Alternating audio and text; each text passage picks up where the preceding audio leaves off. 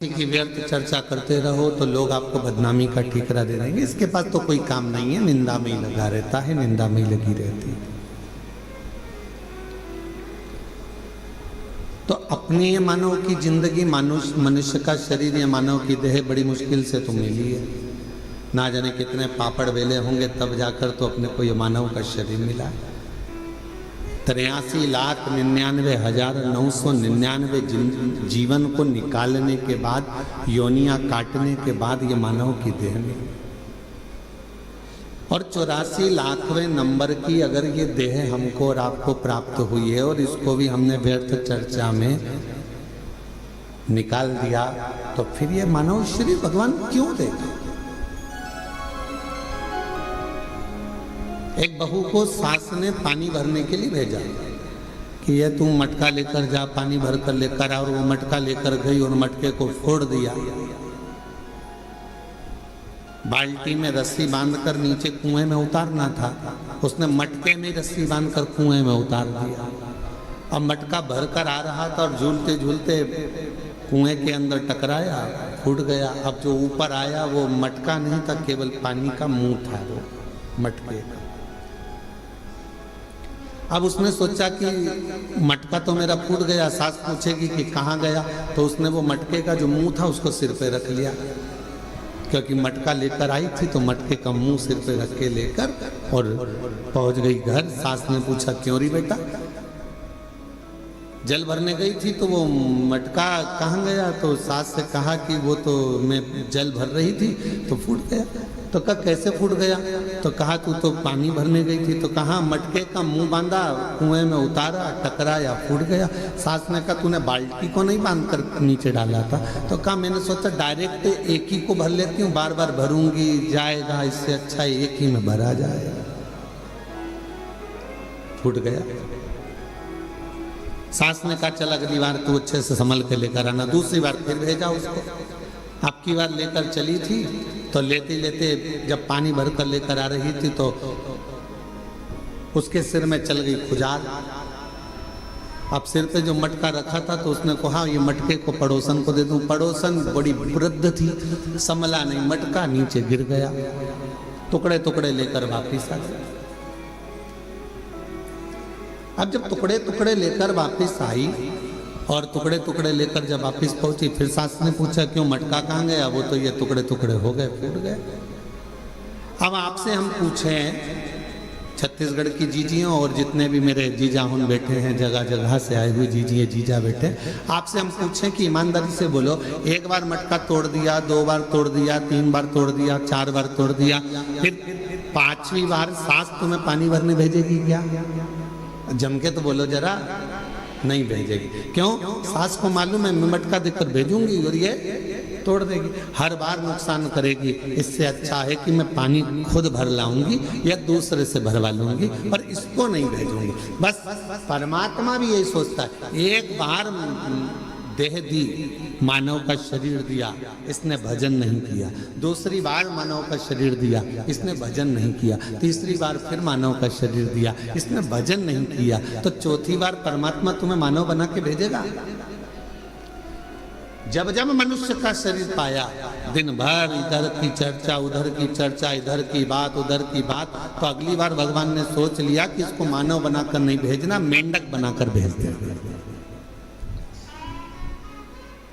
जब व्यर्थ की ही चर्चा करता है, व्यर्थ की ही चर्चा में लगा रहता है, तो फिर इसको मानव का देह क्यों मिला? ये मानव का शरीर क्यों मिला? शिव महापुराण की कथा कहती है व्यर्थ खर्चा और व्यर्थ चर्चा। व्यर्थ खर्चा भी ऐसा ही होता है, फालतू का खर्चा कर रहे हो, यहाँ लगा रहे, वहां लगा रहे, वहां लगा रहे, अच्छी जगह नहीं लगा पाए, तो फिर तो जीवन बेकार।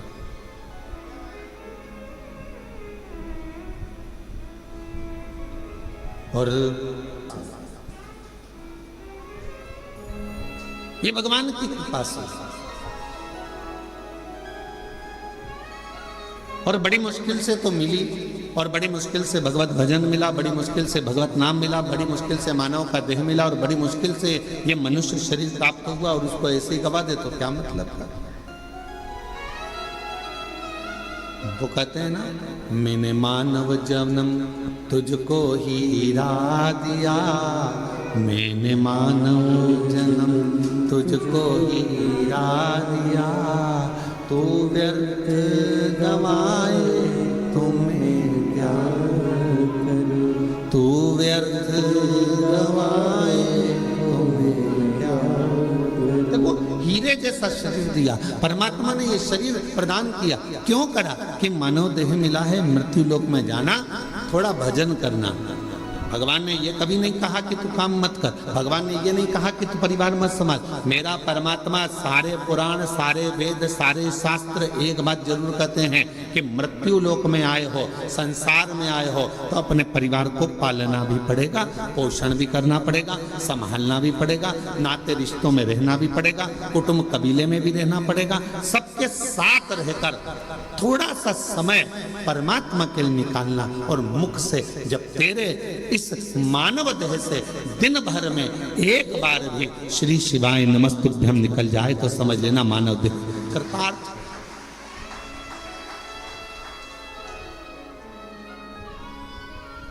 ये मानव देह श्रेष्ठ हो।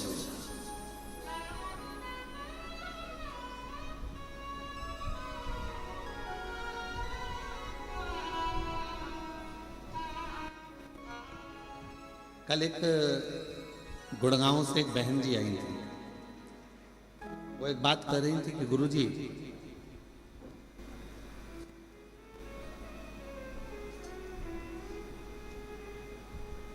मैं जहां रहती हूं उस गांव, उस सोसाइटी से शिवजी का मंदिर कम से कम 3 किलोमीटर दूर है। अब मैं रोज बेटे से कहूं कि मुझे तो 3 किलोमीटर दूर मंदिर लेकर जा, ले जाएगा क्या? अरे बोलो तो जम के। मैं अपने पति से कहूं कि तू 3 किलोमीटर दूर मुझे मंदिर लेकर चल, रोज रोज ले जाएगा क्या?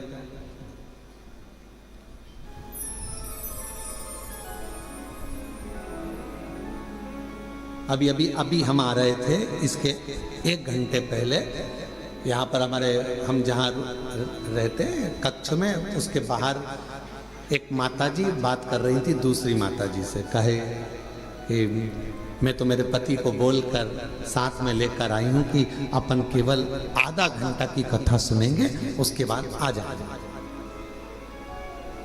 हम कल से आए हैं और कल हमारा पति यहाँ आया और कहने लगा चल अपन यहाँ से फिर चलते हैं, चल चल चल। और उसने रात की जो आरती करी शाम की प्रदोष काल की, उसके बाद हमारा पति हमसे बोला अब तो पूरी 5 दिन की सुन के ही जाए।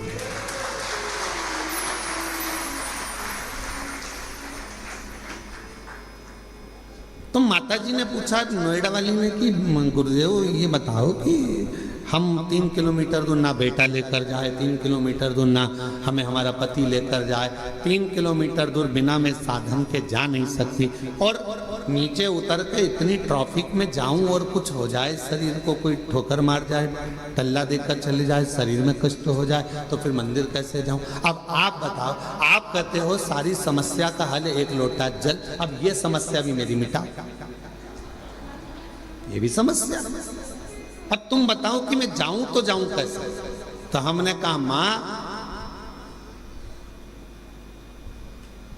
शिव पुराण की कथा कहती है जब तक शरीर चले तब तक भगवान के मंदिर जाकर 1 लोटा जल चढ़ाओ, और जब तुम्हारा शरीर ही इतना भारी हो गया, चल नहीं पाती हो, जा नहीं पाती हो, तो फिर एक काम करो, अपने घर के अंदर जो शिवलिंग है उस शिवलिंग पर जल चढ़ाओ और बाबा से प्रार्थना करो कि मेरे इस जल को महाकाल राजा तू स्वीकार करना, मेरे इस जल को काशी विश्वनाथ तू स्वीकार करना, मेरे इस जल को बाबा वैद्यनाथ तुम स्वीकार करना, मेरे इस जल को हे कृष्णेश्वर नाथ तुम स्वीकार करना। करेगा वो,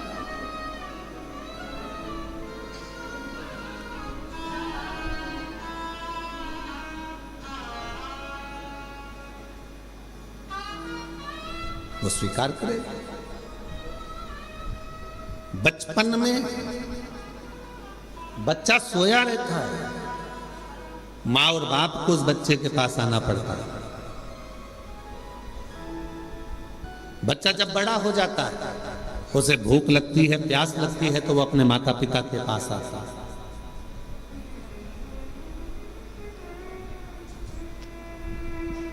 शिव महापुराण की कथा कहती है, जब शरीर में कष्ट है, रोग समाहित हो गया, पूरा शरीर शिथिल हो गया, आप मंदिर नहीं जा सकते, तो एक काम करो, घर में जो शिवलिंग है उस पे जल चढ़ाकर आचमन करो। और अगर इतना भी नहीं चल सकते हो तो पलंग पर भी अगर पड़े हुए हो तो मानसिक पूजन करो। आज मैंने भोलेनाथ जी को जल चढ़ा दिया है, बाबा मैंने आपका जला हुआ पी लिया है। श्री शिवाय नमस्तुभ्यं, श्री शिवाय नमस्तुभ्यं, श्री शिवाय नमस्तुभ्यं, श्री शिवाय नमस्तुभ्यं। बाबा मैंने जल चढ़ा दिया, बाबा मैंने आचमन कर लिया, पलंग पर पड़ो, शरीर नहीं चल पा रहा, आप अपने कमरे से निकल भी नहीं पा रहे हो, कहीं जा भी नहीं पा रहे हो, तो भी उस शिव को याद करो, उसका भजन करो, उसका स्मरण करो। तुम नहीं जा सकते तो क्या हुआ, तुम्हारे भक्ति के बल से एक दिन कुबेरेश्वर बाबा तुम्हारे दरवाजे तक जरूर पहुंचेगा, तुम्हारे घर तक जरूर पहुंचेगा। आप जाओ।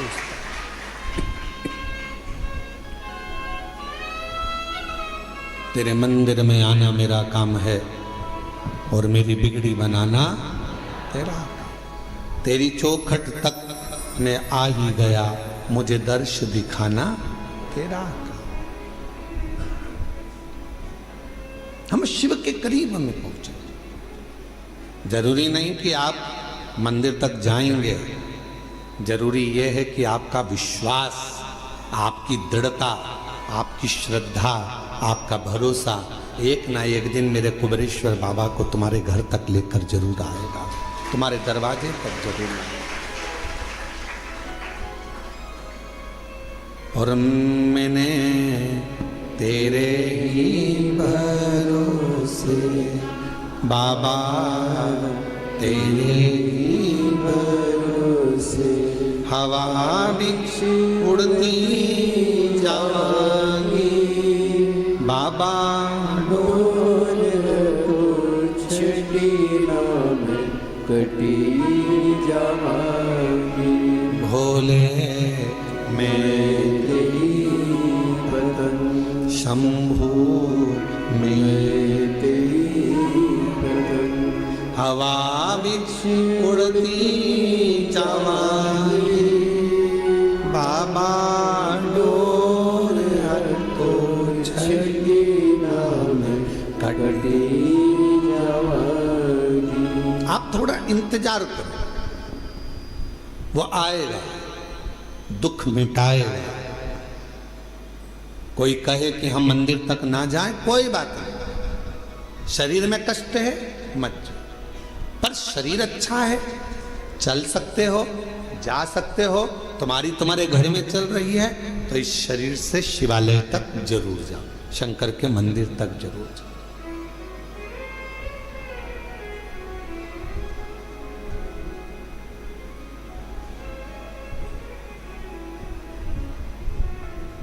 उसके द्वार तक पहुंचने का प्रयास जरूर करो। शिव महापुराण में एक देवराज नाम के ब्राह्मण की कथा आती है, जिसको आपने बारंबार व्यासपीठ से श्रवण किया। वो देवराज जो कभी भगवान के मंदिर नहीं गया, वो देवराज जो कभी शिवालय नहीं गया, वो देवराज कभी जो शंकर की आराधना में नहीं लगा, कभी नहीं गया, ना उसने आराधना करी, ना कभी साधना करी।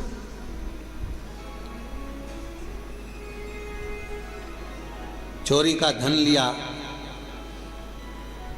एक पर नारी के कहने पर, स्त्री के कहने पर, जिससे वो प्रेम करता था, जिससे वो स्नेह करता था, उस नारी के कहने पर रानी के गले का हार चुराकर वो लेकर अपनी उस जिससे प्रेम करता था उसको देने के लिए जा रहा था, और शरीर में पड़ गया ताप, बुखार, इतना ताप पड़ा कि उससे सहन नहीं हुआ कि मुझे ठंड लग रही है, बहुत ठंड लग। कहां जाऊं? टूटा सा शिवालय था और टूटे से शिवालय में एक दीवार से दुबक कर बैठ गया। अब उसको क्या मालूम कि अंदर एक कोई विद्वान ब्राह्मण बैठा हुआ है और वो शिव महापुराण का पाठ कर रहा है, शिव महापुराण को श्रवण करा रहा।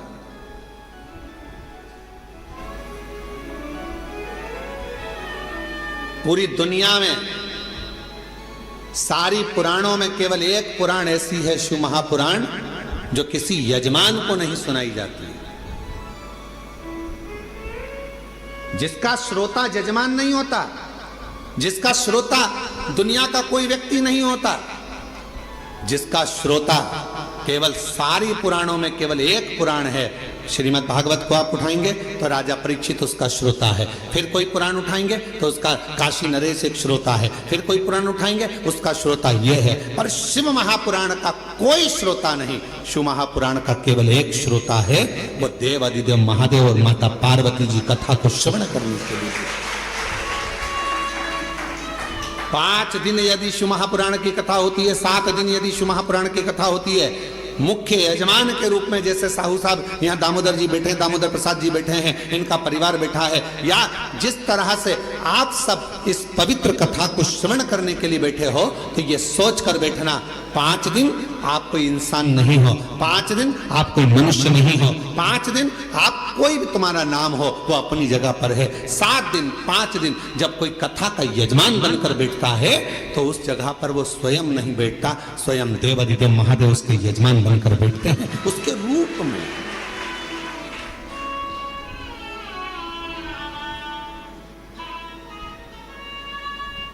जितने कथा के पंडाल में बैठे हो, जितने कुबेरेश्वर बाबा की धरा पर, कंकर शंकर की भूमि पर तुम जहां बैठे हो, चाहे तुम्हें जहां छांव मिल गई, तुम जहां जाकर बैठ गए, तुम कहीं पर भी बैठकर कथा को श्रवण कर रहे हो, समझ लेना कि आप कोई साधारण नहीं हो। मेरा शंकर आपके रूप में कथा को श्रवण करने के लिए बैठा है, शिव महापुराण की कथा सुनने के लिए बैठा है। और कोई पुराण होती तो हम कह देते कि इस पुराण का यजमान ये है, उस पुराण का यजमान वो है, पर शिव महापुराण की कथा जब चंचुला देवी ने अपने पति बिंदुक के लिए कराई और चंचुला देवी जब पुराण कराने के लिए पहुंची तो स्वयं देवऋषि नारद ने कह दिया कौन सी पुराण कराना है। तो देवऋषि नारद ने पूछा चंचुला देवी से, तुम कौन सी पुराण कराना चाहते हो? तो कहा शिव महापुराण। देवऋषि नारद कहने लगे इस पुराण का तो वक्ता और श्रोता ये दोनों ही कठिन है। श्रीमद् भागवत का वक्ता मिलना सरल है। अब तो शिव महापुराण के भी बहुत सारे वक्ता मिल जाते हैं, बहुत कथा कहने वाले शिव पुराण के अब तो बहुत हो गए, पर नारद जी करें वक्ता और श्रोता दोनों मिलना कठिन है। किसका? शिव महापुराण का। रामचरितमानस का वक्ता और श्रोता भी मिलेगा, श्रीमद् भागवत का वक्ता श्रोता मिलेगा, विष्णु पुराण का वक्ता श्रोता मिलेगा, मत्स्य पुराण का वक्ता श्रोता मिलेगा, पर शिव महापुराण का वक्ता और श्रोता मिलना कठिन है। क्यों? क्योंकि दोनों का मिलना इसलिए कठिन है कि वक्ता भी ऐसा होना चाहिए जिसका पूरा भरोसा भगवान शंकर पर हो, और श्रोता भी ऐसा मिलना चाहिए जिसका पूरा भरोसा शंकर पर। वक्ता भी ऐसा हो जिसका पूरा भरोसा शिव पर हो, शंकर के बिना रह ना सके, शिव के स्मरण के बिना ना रह सके, शंकर की भक्ति में डूबा रहता हो, शिव स्मरण में डूबा रहता हो, तो वो वक्ता हो। और श्रोता भी ऐसा हो जो भगवान शंकर के भजन के बिना, शिव नाम के बिना, शंकर के स्मरण के बिना, शिव भक्ति के बिना रह नहीं पाता। ब्राह्मण चोरी का धन लेकर भगवान शिव के पास पहुंचा। उसको नहीं मालूम है कि ये शंकर जी का शिवालय है, उसको नहीं मालूम कि ये शंकर जी का मंदिर है। बस वो तो भगवान के मंदिर में गया ही नहीं था, वो उसको मालूम ही नहीं है कि ये शिवालय।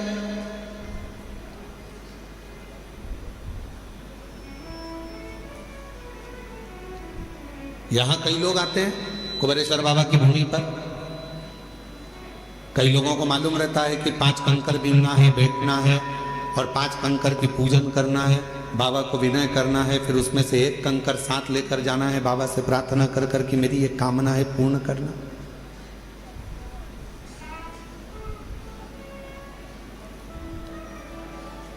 जिनको मालूम है वो करते हैं, जिनको नहीं मालूम वो आते हैं, प्रणाम करते हैं, चले जाते हैं। तो क्या बाबा जिन्होंने कंकर शंकर का पूजन नहीं करा या कंकर को बीन कर नमन नहीं करा, पूजन नहीं करा, तो क्या बाबा उनको नहीं देंगे?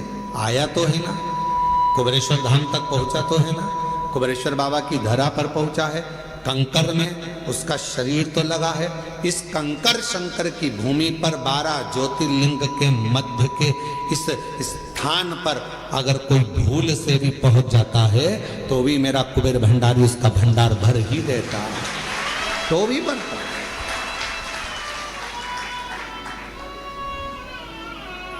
एक कलश जल समर्पित करता है और उसकी जिंदगी का क्लेश शिव समाप्त करता है।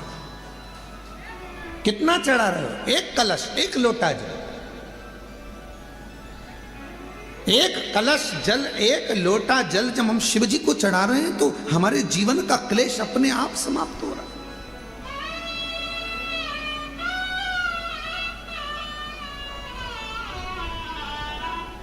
आप तो जानते भी नहीं, कुबेरेश्वर बाबा के धाम आए हैं, शिव के भरोसे, भगवान के भरोसे। थोड़ा देने में देरी कर सकता है, इंतजार आपको करना पड़ेगा। फाइल मोटी है, पढ़ने में थोड़ा समय लग सकता है, पर देगा जरूर। थोड़ी सब्री रखना पड़ेगी और श्रद्धा और विश्वास के ऊपर रखना पड़ेगा। बच्चा भी गर्भ में रहता है तो बच्चे का जन्म भी 9 महीने के बाद होता है। 9 महीने तक माता पिता इंतजार करते हैं, दादा दादी इंतजार करते हैं, नाना नानी इंतजार करते हैं, घर के लोग इंतजार करते हैं। 9 माह तक गर्भस्थ बच्चे का इंतजार किया जाता है कि गर्भ में जो बच्चा है वो जन्म लेगा, समय लगेगा। गर्भस्थ बच्चा 9 महीने तक गर्भ में रहता है, तब जन्म लेता है, इंतजार किया जाता। थोड़ा इंतजार कर 9 माह तक। और 9 महीने तक जब वो इंतजार कर रहा है, 9 महीने तक जब वो गर्भस्थ में इंतजार कर रहे हैं कि जन्म लेगा, जन्म लेगा, उसी तरह एक बच्चा भी जन्म लेने में 9 महीने लगा देता है। आप शिव जी के मंदिर में जाकर 1 लोटा जल चढ़ाना प्रारंभ करो, आप शंकर जी की आराधना करना प्रारंभ करो, आप श्री शिवाय नमस्तुभ्यम बोलना प्रारंभ करो, आप शिव पर पूर्ण भरोसा रखना, पूर्ण विश्वास रखना प्रारंभ करो, तो 9 महीना तो नहीं, विश्वास से कहता हूं 3 महीने में मेरा बाबा तुम्हारा भंडार भरना प्रारंभ करेगा, निश्चित है। आप करो तो।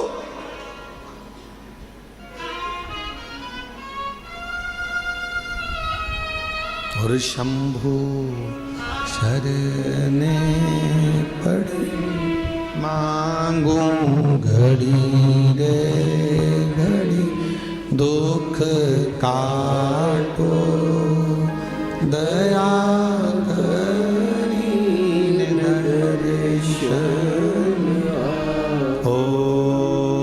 शंभु शरणे मांगू घड़ी रे घड़ी, दुख काटो दया करी दर्शन।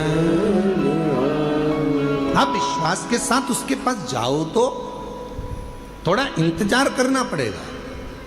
कई लोगों की तो आदत रहती है, आज जल चढ़ाया और भगवान से कहे कल मेरा ये काम कर देना। भगवान भी मन में सोचे आई कब से? बोलो तो रहे छत्तीसगढ़ वालों, धान की फसल लगाओगे थोड़ा समय तो लगेगा ना। अरे बोलो तो जम के, गेहूं लगाओगे तो भी समय लगेगा, सोयाबीन लगाओगे तो भी समय लगेगा, मक्का बोओगे तो भी थोड़ा समय लगेगा।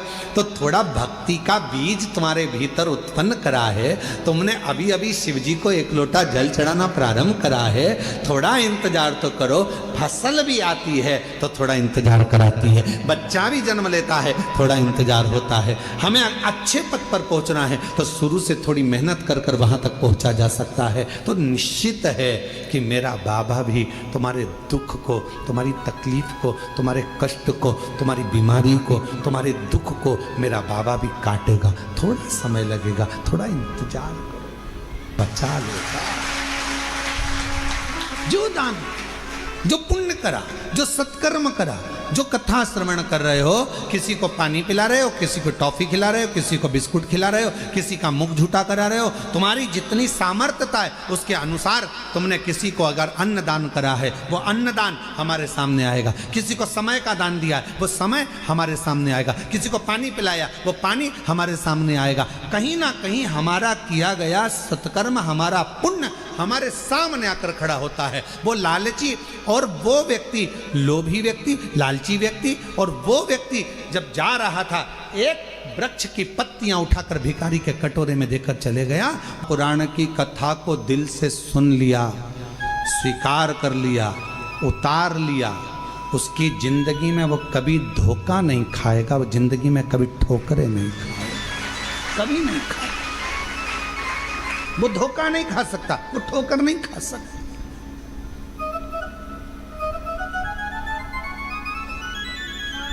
भगवान शंकर पर जो जो सामग्री हम समर्पित करते हैं, शिव जी को बेलपत्र चढ़ाई वो भी औषधि है, शिव जी को जल चढ़ाया वो भी औषधि है, शिव जी पर धतूरा चढ़ाया वो भी औषधि है, शंकर भगवान पर शमी पत्र चढ़ाया वो भी औषधि है, शिव जी पर भस्म चढ़ाई वो भी औषधि है, शिव जी को जल समर्पित कर रहे हैं, दूध समर्पित कर रहे हैं, शहद समर्पित कर रहे हैं। हम भगवान शंकर को जो सामग्री समर्पित कर रहे हैं वो संपूर्ण औषधि का कार्य ही करती है, संपूर्ण औषधि का।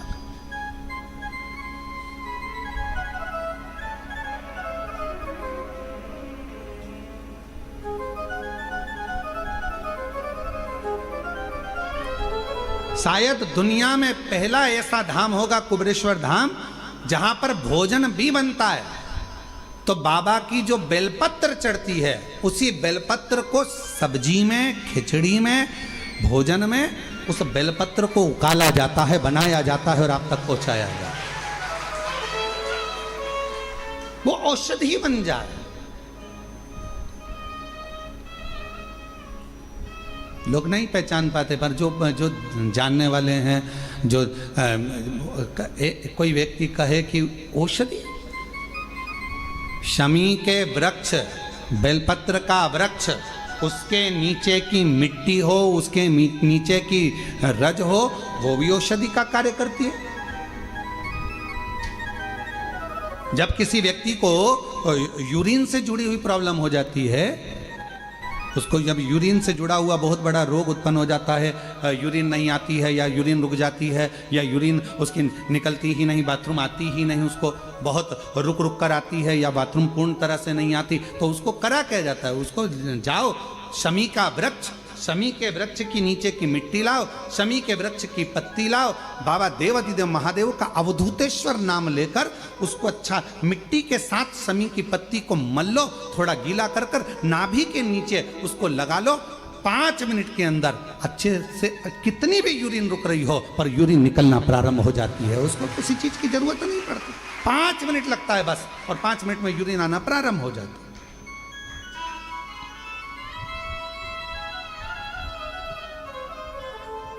उस शमी का वृक्ष, वो शमी का पौधा, वो शमी का वृक्ष कोई साधारण नहीं होता। कहने वाले कह दिए शमी का पौधा यहां मत लगाना, शमी का पौधा वहां मत लगाना, शमी का पौधा, बेलपत्री का पौधा यहां मत लगाना, बेलपत्री का पौधा वहां मत लगाना, बेलपत्र को यहां मत लगाना। अरे भाई, शमी का पौधा अगर तुम्हारे घर के अंदर है, शमी का छोटा सा पौधा यदि तुम्हारे घर के आंगन में है, शमी का छोटा सा पौधा या बेलपत्र का छोटा सा पौधा तुम्हारे यहाँ है, तुम्हारा घर का वास्तु दोष कितना भी बेकार हो, शमी का पौधा और बेलपत्र का पौधा सारे वास्तु को अच्छा कर देता है। एक शमी का पौधा, एक बेलपत्र का पौधा हमें सुख प्रदान कर देता है। एक पौधा।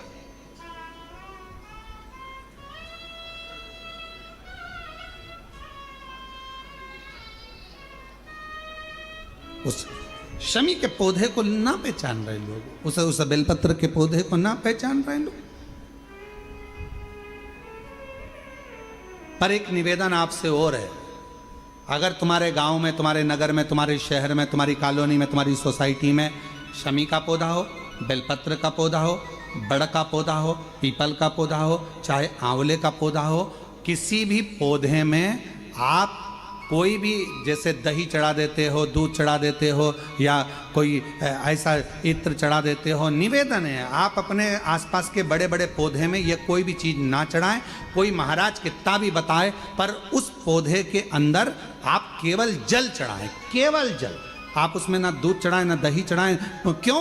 क्योंकि पौधे में जब दही जाता है तो दही जाने के कारण, इत्र जाने के कारण, तेल जाने के कारण, कोई सामग्री जाने के कारण वो बड़े से बड़ा पौधा सूखने लगता है। हमारा करवत निवेदन है आपसे, उस पौधे में जब भी बेलपत्र का पूजन करने जाओ, ना दूध चढ़ाना ना दही चढ़ाना, केवल जल चढ़ाना। आप बड़ के पेड़ की पूजन करने जाओ, केवल जल चढ़ाइए। आप आंवले की पूजन करने जाओ, केवल जल चढ़ाइए। आप शमी के पेड़ की पूजन करने जाओ, केवल जल चढ़ाइए। जल के सिवाय उसके नीचे ना दूध चढ़ाइए ना दही चढ़ाइए, ना उसमें इत्र चढ़ाइए, ना तेल चढ़ाइए, ना कोई सामग्री चढ़ाइए। उसके नीचे केवल जल चढ़ाओ। क्यों? क्योंकि शमी ने स्वयं मंदार से कहा है, हे मंदार, शमी ने मंदार से कहा है, हे मंदार, जब कोई एक जल का पात्र लेकर हम पंच वृक्ष के नीचे आते हैं, जल का भरा हुआ पात्र लेकर आते हैं और जल समर्पित करते हैं, जब वो खाली पात्र हमारे वृक्ष के नीचे से जाता है तो वो खाली नहीं रहता,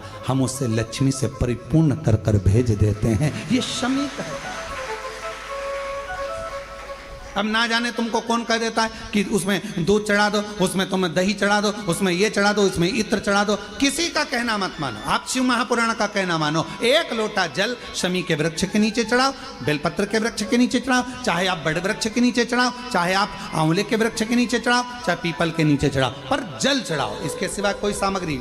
अभी हमने देखा कई लोग, अभी दीपावली के पहले हमने देखा भारत के भूमि में कई ऐसे लोग हैं जो ना जाने कहां कहां से ऐसे लोग पृथ्वी पर आ गए हैं जो लक्ष्मी की पूजन करते हैं और अगले साल की लक्ष्मी को उठाकर पीपल के पेड़ के नीचे धरी आते हैं।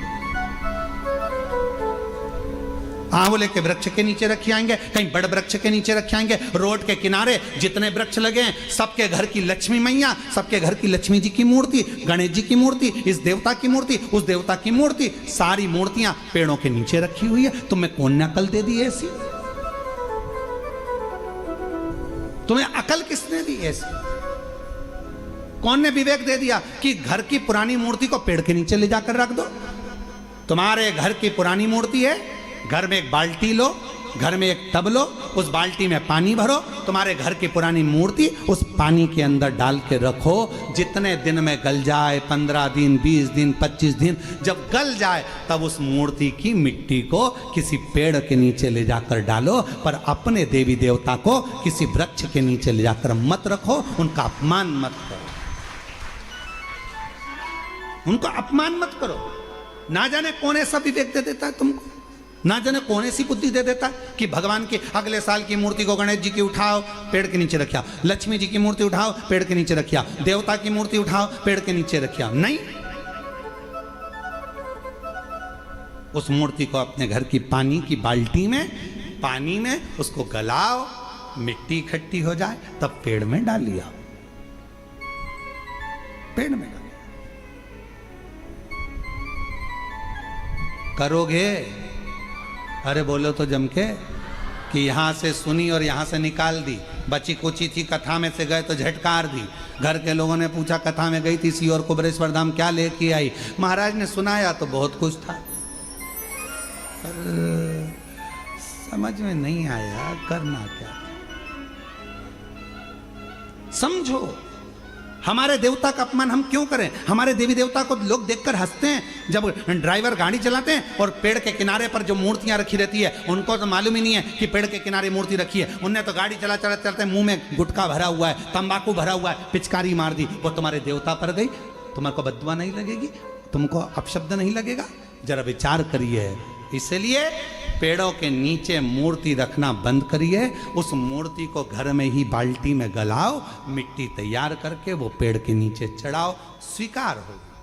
हमारी बात का लोगों को बुरा जरूर लगेगा, लग जाए तो फिर भी, वैसे भी हमारी बात का बहुत बुरा लगता है, तो इस बात का भी अगर बुरा लगे तो मैं हाथ जोड़कर निवेदन करता हूँ, क्षमा करिएगा। पर हमारे सनातन धर्म पर कोई उंगली उठाए, हंसे, ये हमें स्वीकार नहीं, ये हमें स्वीकृत नहीं है महाराज, ये स्वीकृत ही नहीं। शिव तत्व कह रहा। भगवान स्वीकार करें,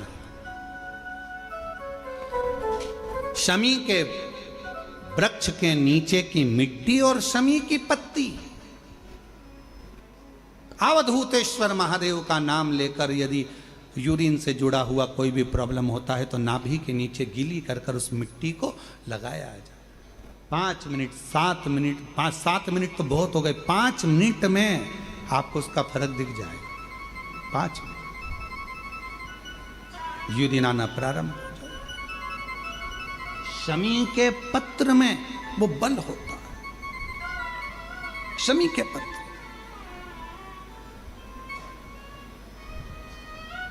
हम कईयों से कहते हैं कि अगर आपको लग रहा है कि डॉक्टर बोल रहा है कि कोई बड़ी बीमारी हो रही है, कोई तकलीफ, आपके मन में भी आपको ऐसा लग रहा है कि कहीं मेरे को घुटने ना बदलाना पड़ जाए, कहीं मेरे को ये बीमारी ना हो जाए, आपको ऐसा महसूस हो रहा है, तो आप बेलपत्र के वृक्ष के नीचे थोड़ी देर बैठो, वहां की मिट्टी को अपने शरीर पर थोड़ा सा लगाओ और श्री शिवाय नमस्तुभ्यं, श्री शिवाय नमस्तुभ्यं, श्री शिवाय नमस्तुभ्यं, श्री शिवाय नमस्तुभ्यं। बेलपत्र के वृक्ष के नीचे बैठकर वहां की मिट्टी को थोड़ा अपने मस्तिष्क पर चढ़ाओ, थोड़े हृदय से लगाओ, थोड़ी भुजा से लगाओ, थोड़े वक्षस्थल पर, थोड़ा कंठ पर लगाओ। उस मिट्टी को थोड़ा थोड़ा सा स्मरण करिए और निवेदन करो श्री शिवाय नमस्तुभ्यम का बोलकर। खुद अपने आप अपनी बुद्धि से ही निकलना बंद हो जाएगा कि आपको ऐसा लग रहा था कि बीमारी होगी, घुटने बदलना पड़ेगा, ये करना पड़ेगा, अपने आप वो नेगेटिवता बाहर होगी और आप धीरे धीरे स्वस्थ होना प्रारंभ होंगे, धीरे धीरे स्वस्थ। शिवालय, बेलपत्र का वृक्ष, बट वृक्ष, शमी वृक्ष, पीपल का वृक्ष, आंवले का वृक्ष, मंदिर, तीर्थ, शिवालय, देवालय, ये बल देते हैं, हमको ऊर्जा देते हैं। जो कर्जे में डूबे हैं ना, बहुत कर्जा देना है गुरुजी, बहुत तकलीफ में जिंदगी चल रही है। हम बहुत जगह जाते हैं, प्रार्थना करते हैं, निवेदन करते हैं, बहुत जगह जाकर हम कहते हैं, प्रार्थना करते हैं, निवेदन करते हैं, रिटर्न बराबर। हम बहुत जगह जाकर बोलते हैं, बहुत कर्जा है गुरुजी, बहुत कर्जा, बहुत कर्जा।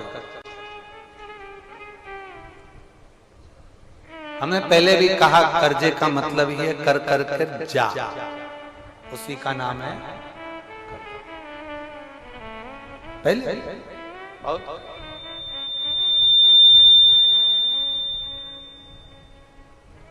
बहुत तकलीफ है।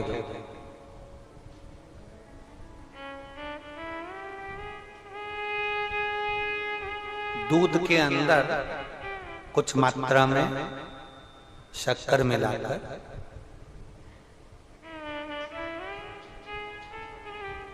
कुछ मात्रा में शक्कर मिलाकर दूध के अंदर एक बेलपत्र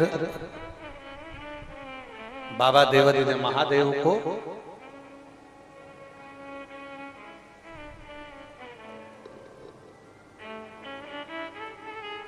भगवान शिव को जब आप समर्पित करें तो जैसे ये शिवलिंग है और शिवलिंग की जो जलाधारी है, जलाधारी की ओर इस डंडी का मुख, जलाधारी की डंडी की, जलाधारी की ओर इस डंडी का मुख, ये से जलाधारी इधर है तो ये डंडी का मुख शिवलिंग पर इधर की ओर। दूध में कुछ मात्रा में मिली हुई शक्कर, कुछ मात्रा।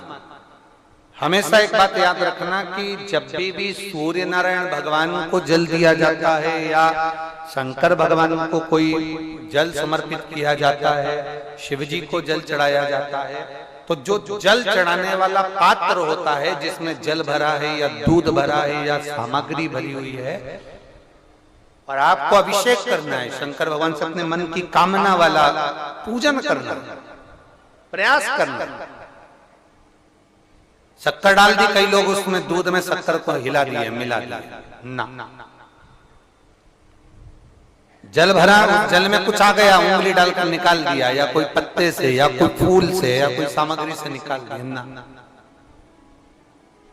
हमने पहले भी कथा में कहा है, वृक्ष से तोड़े हुए फूल, और यहां तक एक कथा में वर्णन किया कि एक फूल ऐसा भी है जो तोड़ा नहीं जाता, जमीन पर गिरा हुआ फूल। कौन सा बताया था? पारिजात।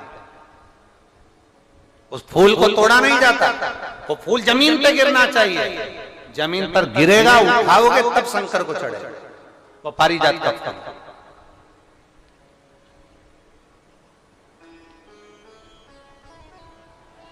वो पारिजात का पुष्प, पुष्प का एक नियम है। अब वृक्ष से फूल तोड़े आपने और उसको धो दिया, वृक्ष को, टूटे हुए फूल को तुमने धो दिया, या पानी के पात्र में उसको डाल दिया। पानी के पात्र में भी अगर उसको डाल दिया, तुम्हारे पास बाल्टी है, कमंडल है जिसमें पानी भरा हुआ है, लोटा है जिसमें पानी भरा हुआ है, उसमें फूल डाल दिया तुमने, वो फूल भगवान को समर्पित कर रहे हो, निकाल कर, वो फूल भगवान शंकर कभी स्वीकार नहीं करेगा, कभी नहीं स्वीकार करेगा। कोई देवता उस पुष्प को कभी स्वीकार नहीं करेगा।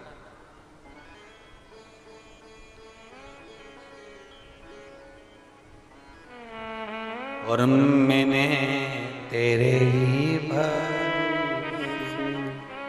बाबा, तेरे ही भरोसे, आप विश्वास के साथ उसको भजोगे, उसको विश्वास के साथ रमोगे, वो प्राप्ति होगी। अगर हमने फूल, फिर निवेदन है, दूध चढ़ाने वाले व्यक्ति याद रखना, बहुत कर्जा है, बहुत कर्जा, चूक ही नहीं रहा है। आज शिवरात्रि है, 5 शिवरात्रि को आपको ये कर्म करना, 5 शिवरात्रि, 5 के बाद में फिर अपन बात करेंगे। तुम्हारे नगर में जब कथा हो, तुम्हारे आसपास में कथा हो, तब जरूर आना और पत्र लिख कर देना कि 5 शिवरात्रि का उपाय करा था और फल मिला। 5 शिवरात्रि। बेलपत्री की डंडी का मुख जलाधारी की ओर है, दूध में शक्कर मिलाना, शक्कर मिलाने का मतलब है दूध का पात्र, उसमें शक्कर डाल दी, पर हाथ नहीं डाला, चम्मच नहीं डाली, फूल नहीं डाला, उसको हिलाया नहीं गया। यहां तक शास्त्र कहता है, शंकर को चढ़ाने वाले जल का जो पात्र होता है, जिसमें जल भरा होता है, जल का जो पात्र होता है, शिव जी को जल चढ़ाने वाला, बहुत। अब हम क्या वर्णन करें, बोलेंगे तो आप कहते हो गुरुजी आप तो ना जाने कहां के नियम लेकर आते हो, ना जाने कहां। कई लोगों की आदत होती है कि शिव जी को भी राम झारे से जल चढ़ाना।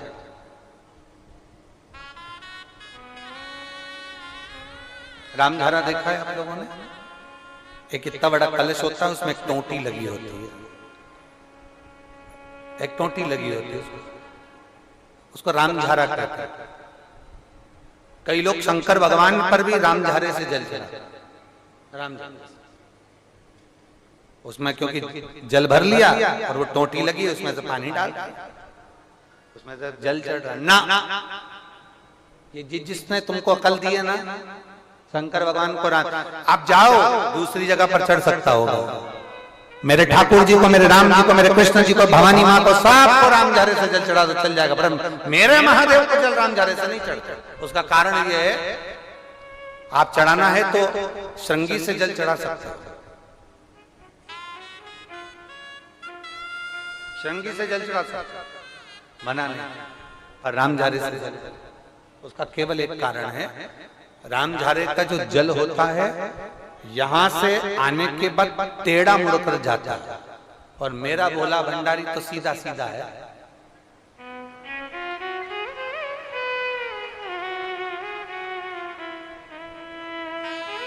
फिर वो भी बहुत घूम फिर के तेरे पास आता है, बहुत घूम फिर, सहजता में भगवान शिव को रिझाने का प्रयास, सहजता, सरलता में भगवान शंकर को मनाने का प्रयास।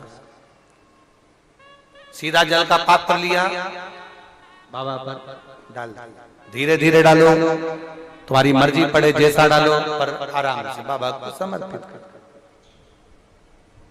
जैसा जल का पात्र है तुम्हारे। अब कोई कहता है गुरुजी भगवान शंकर को जल चढ़ाने के लिए चांदी का लोटा चाहिए, तांबे का लोटा चाहिए, स्टील का लोटा चाहिए, पीतल का लोटा चाहिए, कांसे का लोटा चाहिए, मट्टी का लोटा चाहिए, कौन सा लोटा चाहिए? शिव पुराण में ये कुछ भी नहीं लिखा। तुम्हारी श्रद्धा, तुम्हारा विश्वास। अभी इससे पहले वाली कथा में हमने कहा था कई लोगों ने एक नियम बना लिया कि चांदी की बेलपत्र भगवान को चढ़ा। कहीं लिखा है? अगर किसी पुराण में लिखा हो कि चांदी की बेलपत्र चढ़ाना तो हमको जरूर बताना, सोने की बेलपत्र चढ़ाना तो हमको जरूर बताना कि शिव पुराण में इस जगह पर लिखा है कि चांदी की बेलपत्र चढ़ाओ, सोने की बेलपत्र चढ़ाओ। नहीं, शिव पुराण में लिखा है बेलपत्र समर्पित करो, न चांदी न सोना, मेरे भगवान के दिल में निवास करती है ये बेलपत्र के वृक्ष की बेलपत्र, जो शंकर को प्रिय है, जो शिव की प्रियता है, शंकर की आनंदता है जिस बेलपत्र।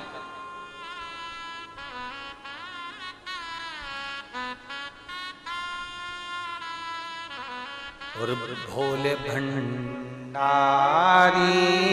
रे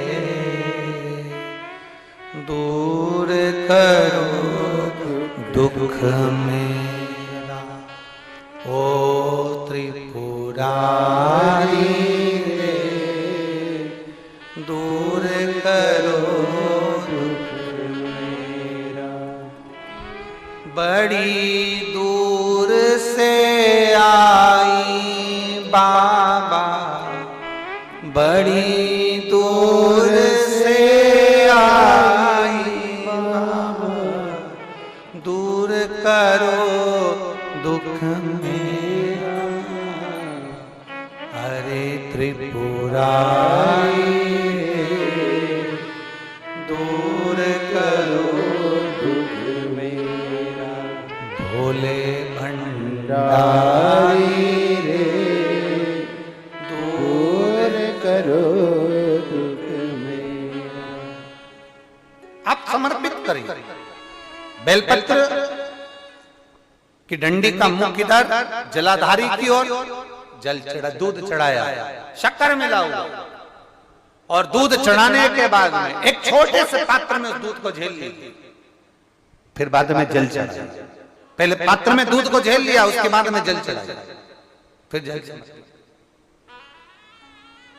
वो जो दूध लेकर आए उसका एक बिंदी अपने दरवाजे पर या अपनी अलमारी पर या अपने व्यापार के स्थान पर दूध की एक उंगली, मात्र उतना ही दूध लेकर, उसको पीना नहीं है, उतना ही दूध लेकर आना है, केवल एक उंगली जो लग जाए द्वार, और थोड़ा मंदिर से थोड़ा जल्दी आने का प्रयास करना, क्योंकि वो दूध का जो पात्र है ना, कई लोग बहुत चतुर होते हैं, वो सूख जाता है तो उसमें एक्स्ट्रा पानी मिला लेते हैं, जिससे गीला हो जाए फिर चिपका देते हैं।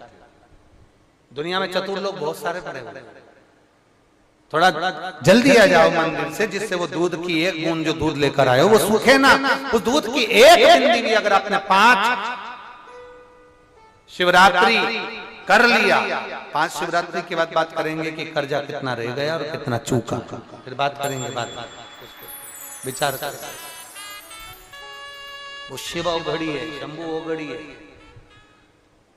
दूध में शक्कर मिलाकर चढ़ाने पर या गुड़ मिलाकर चढ़ाने पर या शंकर भगवान को जो अपन दूध में थोड़ी सी मिष्ठान डालकर जो दूध चढ़ाते हैं ना, उसका फल कितना होता है आप शिव महापुराण में उसको पढ़ सकते हैं, उसका स्मरण कर सकते हैं।